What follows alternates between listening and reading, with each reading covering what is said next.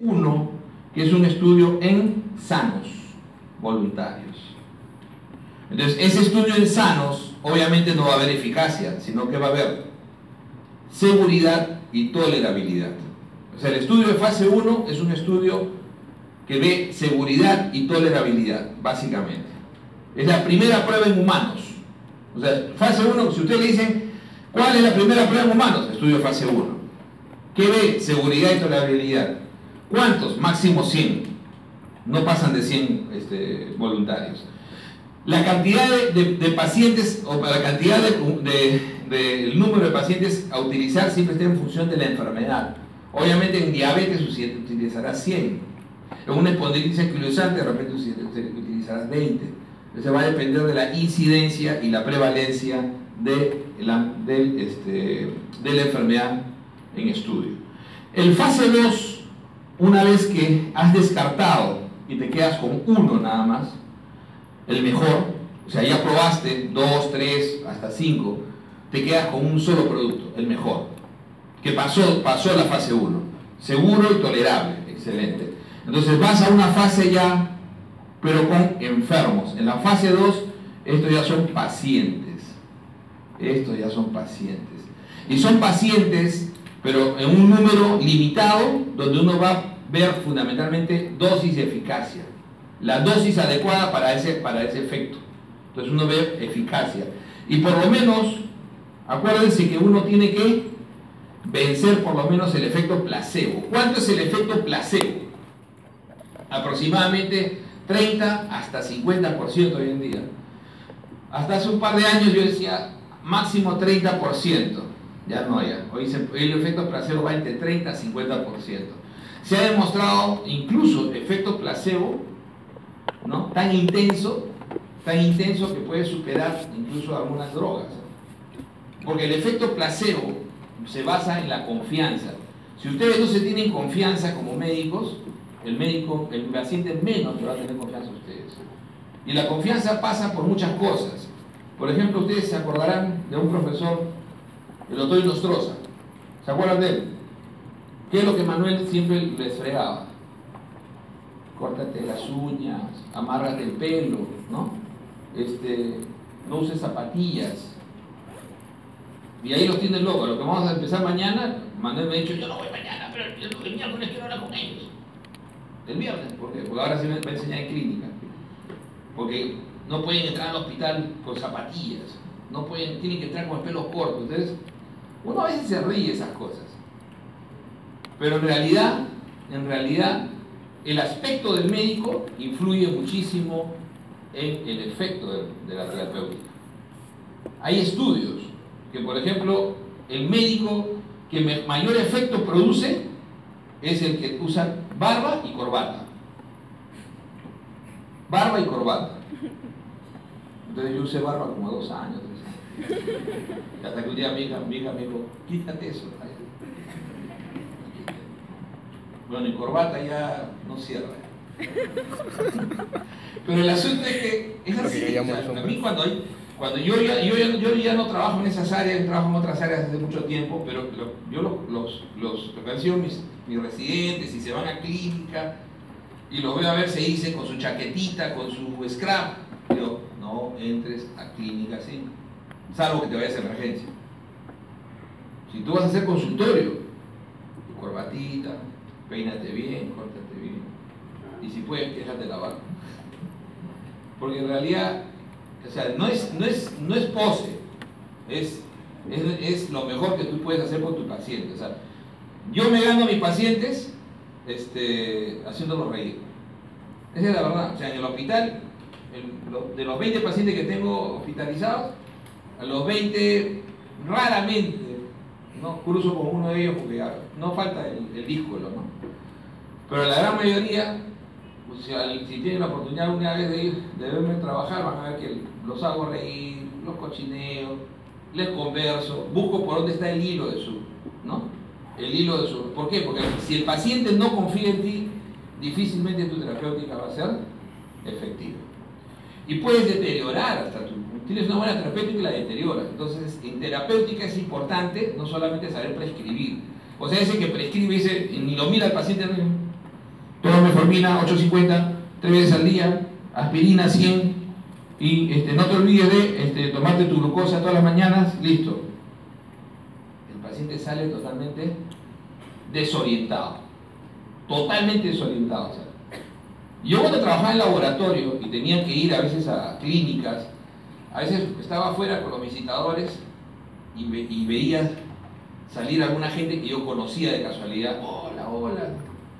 Y yo estaba con mi ternito ahí, ¿no? La clásica, ¿no? De funcionario de laboratorio. Y se acercaban y pensaban que era directivo de la clínica. Como estaba con todo, pensaban que era, oye, trabaja, porque este doctor es un malcriado. Y entonces tú le preguntas, ¿por qué es un malcriado? ¿Te faltó respeto? No. O sea, la gente, sin que tú no le has faltado respeto, ¿eh? Pero no lo miraste a los ojos. Ni siquiera te levantaste a saludarlo. Es más, ni te levantas, ¿no? Y si estás comiendo algo, sigues comiendo mientras lo ves. Lo peor de todo, ¿no? Entonces, como le digo, o sea, la actitud uno también tiene que aprenderla. Y ustedes ya pasaron, ya están ya 2 años en clínica. Me imagino que eso ya lo han aprendido. A mí me da pena a veces ir a ciertos hospitales, Ministerio de Salud, y ver cómo, ¿no? Hasta chicleras caminan, ¿no? En los pasillos, ¿no? ¿Han visto? En el 2 de mayo un día fui a buscar a un colega y pasaba una vendiendo huevo duro, ¿no? Por medio de las camas. Como hay tantos alumnos, hay los alumnos comprando su huevo duro. Una falta de respeto total al paciente.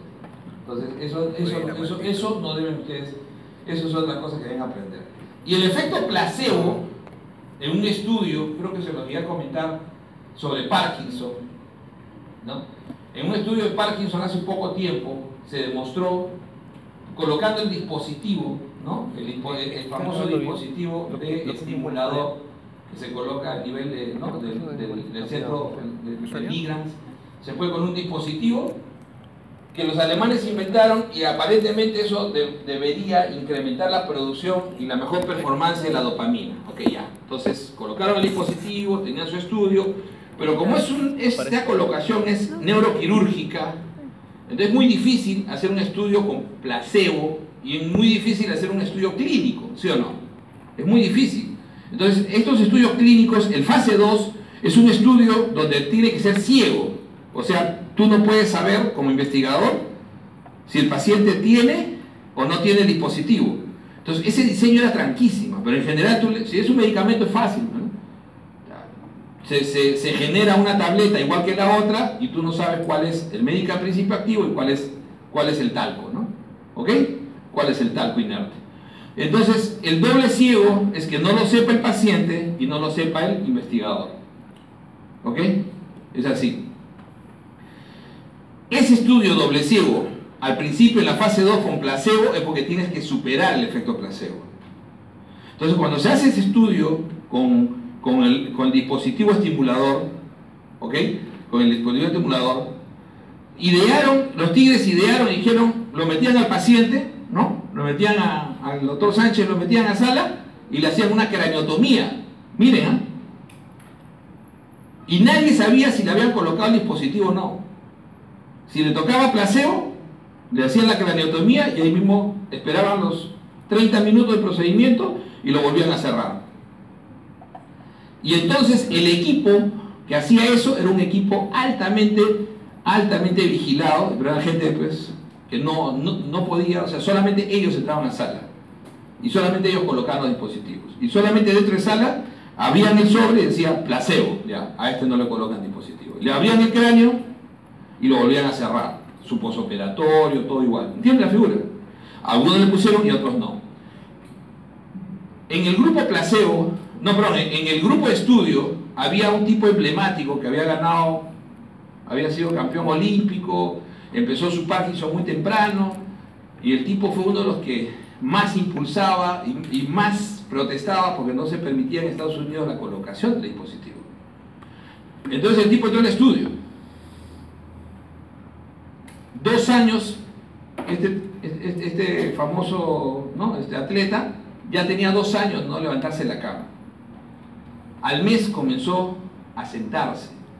A los 2 meses ya se levantaba, ya comenzó a hablar mejor. A los 3 meses el paciente comenzó a dar sus primeros pasos. Increíble, o sea, ya se imagina usted, allá la prensa es 20 veces peor que acá. Estaban ahí, era reality, era como el tipo, ¿no? O sea, lo acompañaban al baño. Mira, ya orina solo, ¿no? Entonces, era impresionante. Entonces, fue tanta la presión que la FDA y la CDC ordenaron abrir el estudio. ¿Y saben dónde estaba el tipo? En el grupo placebo. Él estaba en el grupo placebo. Y caminó. ¿Se dan cuenta? Quizás para algunos que ya me están mirando feo, ¿no? Dirán, el doctor ahorita va a decir, esos son los milagros, ¿no? Que le atribuyen a los santos. Bueno, de verdad, pues debe ser, ¿no? Pues el efecto placebo es impresionante. Pues, miren, entonces ahí se reevaluó el efecto placebo. Y se escribió mucho, en todas las revistas, ¿no? Deben haberlo leído en algunas, ¿no? En todas las revistas se escribió muchísimo sobre el efecto, nuevamente sobre el efecto placebo. Y hoy en día no hay hospital que se respete, salvo los peruanos, ¿no? Que no tengan un área en medicina asignada para que el paciente pueda recibir tratamiento de su médico étnico, así se llama, de su ni siquiera dicen chamana, sino de su médico étnico. ¿Qué significa eso? El turno, por ejemplo, va a hacer su chamanería ahí. Entonces, le permiten. A un peruano allá puede traer su brujo en las guaringas y le van a dar espacio y le van a dejar hacer su terapia. Porque entonces ya no discutimos lo que puede sumar, sino nos preocupa lo que te puede restar.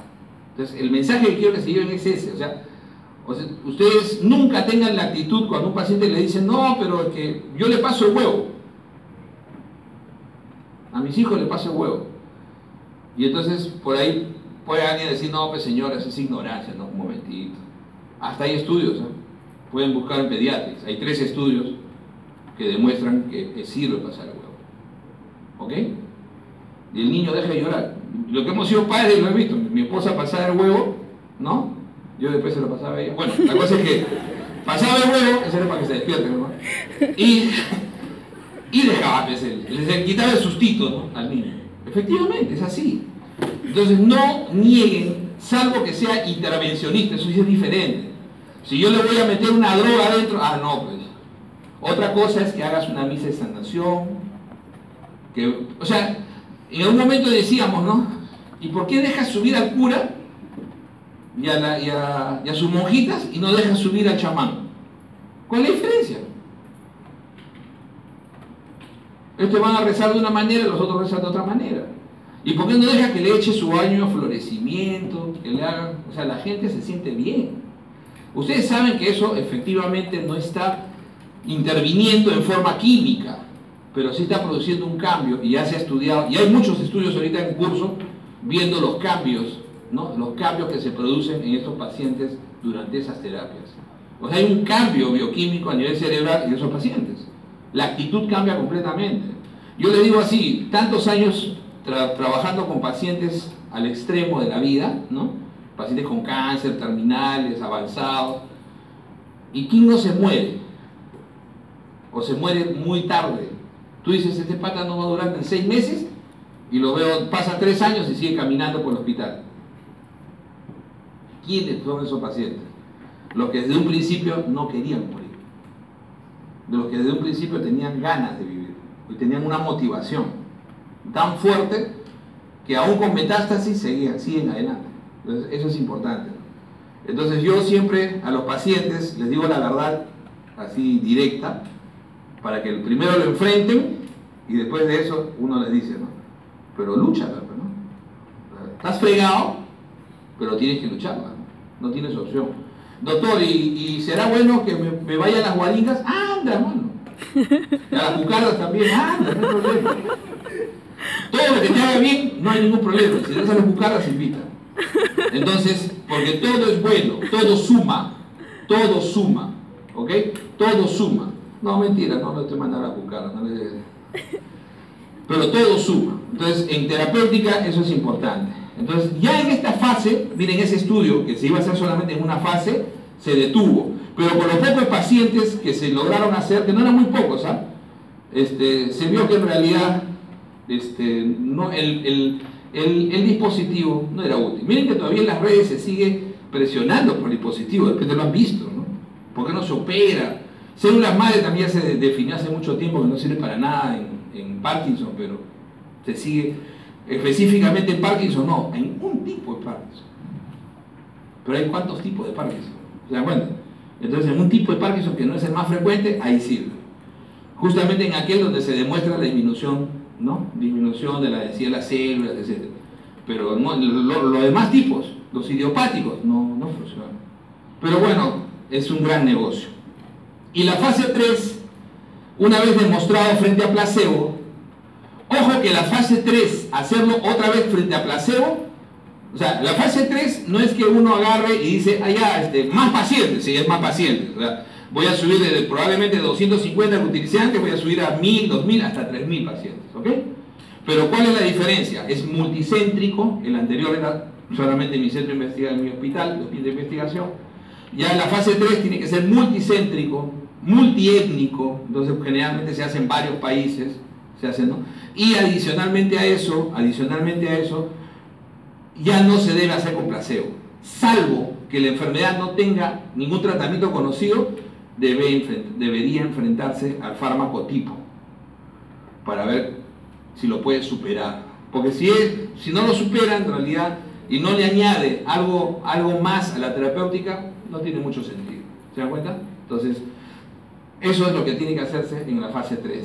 Una vez que la fase 3 es exitosa, el medicamento entra a aprobación, ¿no? Por la FDA o la EMA, y de ahí ingresa a comercialización. Antiguamente a esa fase le llamábamos los estudios post-hoc, que siempre se hicieron, los laboratorios siempre hacían los estudios, algunas participamos post-hoc. Los post-hoc, como trabajan en comercialización, es observar los pacientes que van usando un fármaco. Todos los que entran a usarlo de forma crónica son observados. Y entonces reúno por lo menos 10.000 pacientes. Y eso se llama el estudio de fase 4. Que al igual que el estudio de fase 1, es estudio abierto. El fase 1 también era abierto, no era ciego, nada, porque era en sanos, ¿no es cierto? En cambio el fase 2 y el fase 3 son estudios cerrados, ciegos cerrados. Y el fase 4 es nuevamente estudio abierto, pues un observacional de la cohorte de pacientes que están usando el fármaco. Y entonces, ¿por qué 10.000?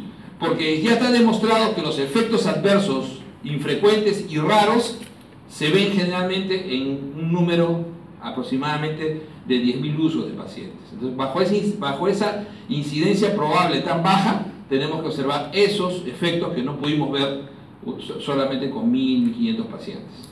Entonces, ya en mínimo de 10.000 pacientes uno puede observar efectos que antes no se vieron. Entonces, por eso es el estudio más importante hoy en día, para mí es el más importante, que es el estudio de fase, el estudio de fase 4. ¿Ok? Es en el estudio de fase 4 donde ya se han retirado medicamentos que estaban en ese momento, ¿no? Hay COXIF, por ejemplo, los famosos COXIF, los famosos antiinflamatorios, ¿no? Específicos de la COX-2, ¿no es cierto? ¿Se acuerdan? Ustedes saben que la ciclooxigenasa 1 te produce prostaglandinas ¿de qué tipo? Constitutivas. Entonces las constitutivas, ¿cómo preservas tu flujo renal? ¿Ya pasaron por nefro? ¿Sí o no? ¿Cómo preservas tu presión intraglomerular? Con aferente. Aferente tiene que ser vasodilatada por prostaglandinas. Claro. Y eferente tiene que ser vasoconstricción, fundamentalmente dependiente de angiotensina 2. En ese equilibrio tú mantienes una presión intraglomerular, ¿sí o no? Okay. ¿Qué pasa si yo bloqueo las prostaglandinas con un aire? Se me ocurrió, me duele la garganta y tomo diclofenaco, 50 cada 8, una brutalidad, ¿no? Entonces, y entonces, ¿qué haces? Comienzas a inhibir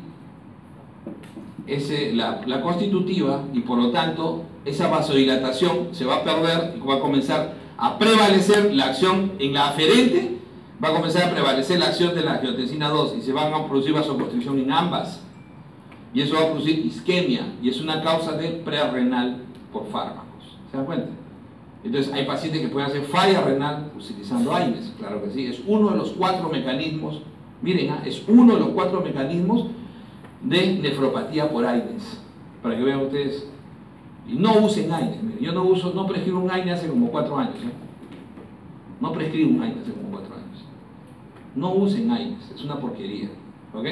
Y los COXIF, claro, ese es COX-1, ya, entonces a alguien se le ocurrió que estos fármacos selectivos, no selectivos, inhibían COX-1 y COX-2. Yo quería inhibir en realidad COX-2, pero era la que producía prostaglandinas inflamatorias, ¿no? Pero al querer inhibir uno, inhibía el otro, ¿sí o no? Inhibía los dos. Entonces a alguien se le ocurrió y dijo, ya, y hagamos un fármaco que inhiba solamente COX-2, la panacea, ¿no es cierto? Salió en el año 98, se lanzó con Pfizer hizo un tremendo lanzamiento, ¿no? Y sabiendo que ya tenía fallas, lo lanzaron. Miren lo que es la industria. Y ellos dijeron, total, 1, 2, 3 años, cuando me lo retiren, por lo menos habré recuperado la inversión. Así son de delincuentes, ¿no? Y lo lanzaron. Lanzaron el fármaco y a los 2, 3 años se descubre que incrementaba la muerte cardiovascular. Ese es el problema del COXIF. Y tuvieron que retirarlo. Pero ya Pfizer había recuperado por lo menos el costo de inversión. Incluso había ganado como 100 millones adicionales. ¿Ok? Todavía tengo la casaca de ese lanzamiento, por ahí, para acordarme de no prescribir porquerías.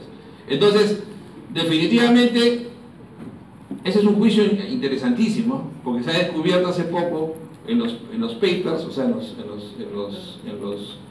los reportes de investigación, se ha descubierto que ellos ya sabían que podía incrementar la muerte cardiovascular, y a pesar de eso, lo lanzaron.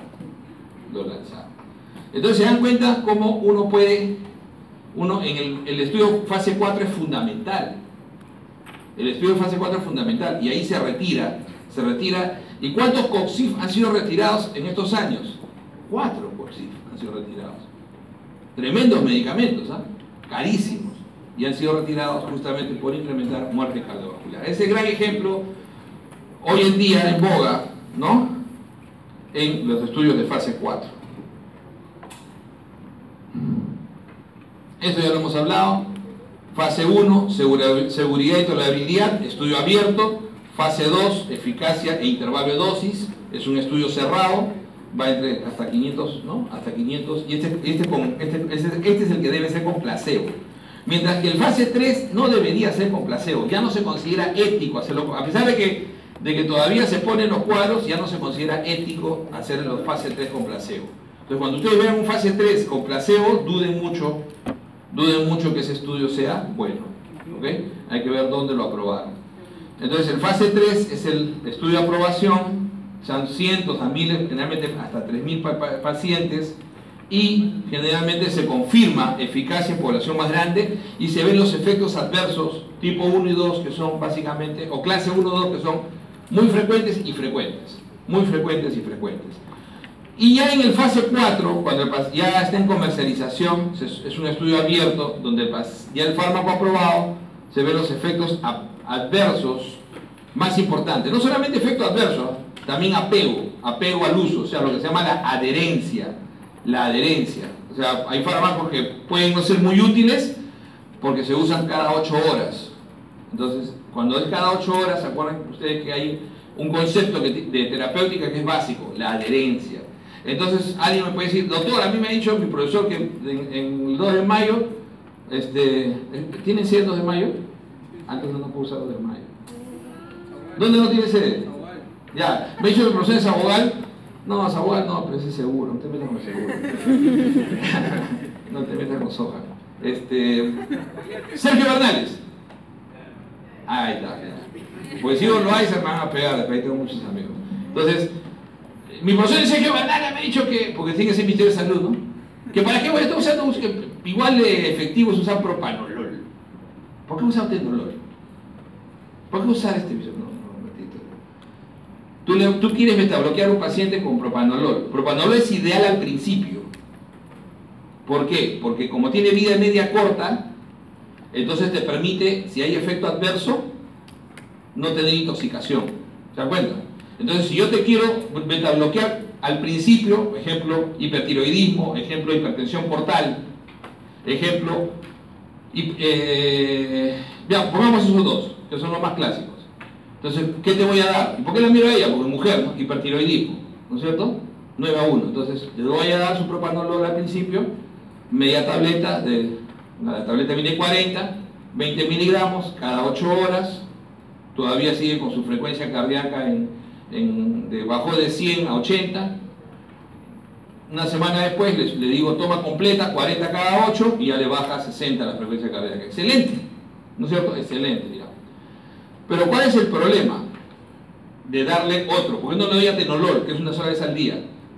Porque si le doy atenolol, la vida media larga hace que si yo me pase, pongamos que yo le estaba dando eso y le subo a 40 cada 8 y de pronto ya no viene con 60, viene con 45 de frecuencia y doctor me he desmayado en mi casa. Efecto adverso. Retiro propanolol. ¿En cuánto tiempo se recupera? En menos de 24 horas, porque la vida media es corta. Poca, tiene solamente 25% de afinidad a las proteínas. Acuérdense que afinidad a proteínas igual vida media. Entonces tiene poca. Pero ¿qué pasa si yo soy un supergenio, ¿no? Un supergenio de la Cayetano Heredia y le doy atenolol? No, mi profesor de endocrino, que es lo máximo en la angloamericana, le da atenolol a su paciente con hipertiroidismo. Yo le estoy contando algo que me lo han dicho, un interno que tenía allá. ¿Y qué pasó con el paciente? Yo, vamos a darle atenolol. ¿Qué pasó con el paciente? Hizo bradicardia.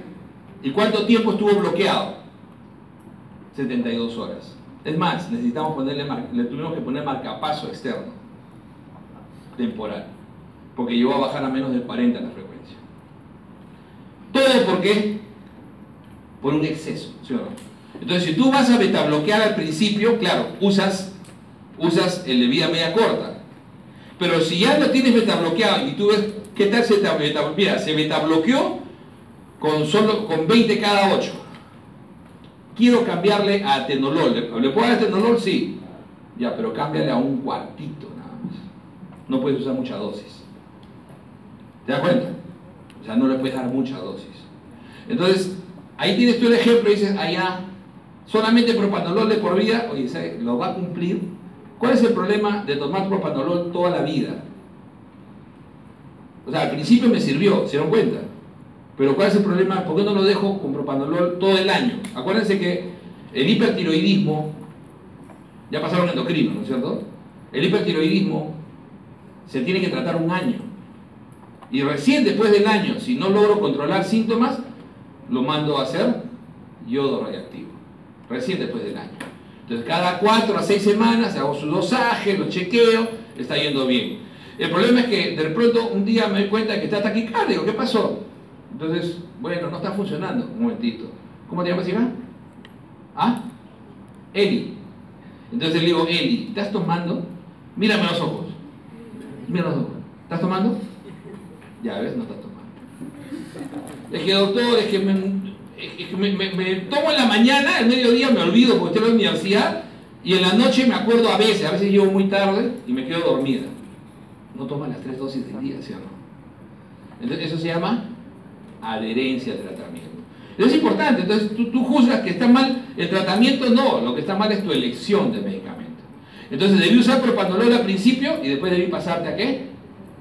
A atenolol, para que te acuerdes y lo tomes cada vez que te quedo. Entonces le pongas tu atenolol en tu cuarto, ahí en tu mesita de noche, así junto con tu pastilla anticonceptiva puedas tomar tu atenolol, ¿no?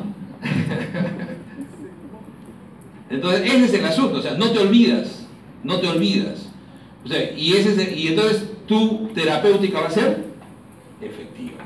Entonces cuando te dicen, doctor, ¿eso está medido? Sí está medido. La tasa de éxito como una vez al día es alrededor del 82%. O sea, el 82% cumple. Hay un 18% que no, a pesar de que es una vez al día. La tasa con 2 veces al día es alrededor del 60%. O sea, ¿qué quiere decir eso? Que solamente 2 de 3 cumplen, ¿sí o no? Prácticamente 2 de 3 nada más, probablemente un tercio no cumple, o más, 40% no cumple, dándole 2 veces al día la medicación crónica. Y 3 veces al día, menos del 45%. 4 veces al día, menos del 18%. Entonces no cumple nadie. Entonces esas terapias baratas, que a veces la gente del ministerio y la gente que hace los petitorios dicen, no, pero eso también es útil, mira, el propanolol es tan útil, pues, ¿para qué vas a meterte en olor? Es muy caro.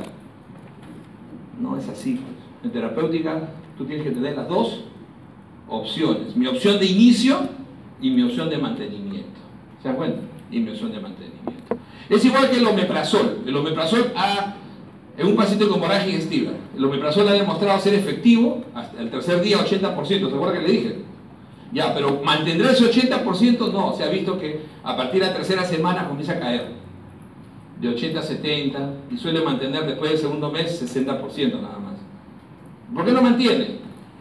Problemas farmacocinéticos, problemas de afinidad. Entonces tiene 2 problemas. Entonces, por eso es que todo el mundo, todas las guías te dicen, inicia con esomeprazol o omeprazol y mantén ¿con qué? Con pantoprazol o lansoprazol. ¿Y por qué? Porque pantoprazol y lansoprazol tienen mayor afinidad tardía. Entonces, tú conoces tus fármacos y eso y saber eso te hace gastroenterólogo. No, eso simplemente lo puedes hacer leyendo tranquilo, ¿no es cierto? Lees y interpretas bien tus cosas, etc. No tienes que ser especialista para eso. No vas a mandar a tu paciente un gastro para que te solucione eso. Al gastro lo mandas ¿para qué? Para que meta el tubo, ¿no es cierto? O sea, tú mandas a tu paciente al gastro para que meta el tubo. Pero para la parte terapéutica, tienes que leerla, ¿no? O llamas a tu profesor terapéutico. La cosa es que, el asunto es que eso es lo que tienen que darse cuenta. O sea, terapéutica no es solamente prescribir, uno tiene que conocer el medicamento. Entonces lo conoces bien y tú sabes que el omeprazol es bueno, barato, sí, pero no se mantiene en el tiempo. Y a nosotros nos costó una discusión fuertísima con la gente del CISP cuando hicimos el petitorio, porque no querían meter más que el omeprazol. Y después ya de 2 años logramos quebrarle un poco ya pantoprazol también. ¿Ok? Y es importante, porque no todos los pacientes son Helicobacter pylori, la gran mayoría quizás sí, donde tú puedes usar omeprazol, ¿no?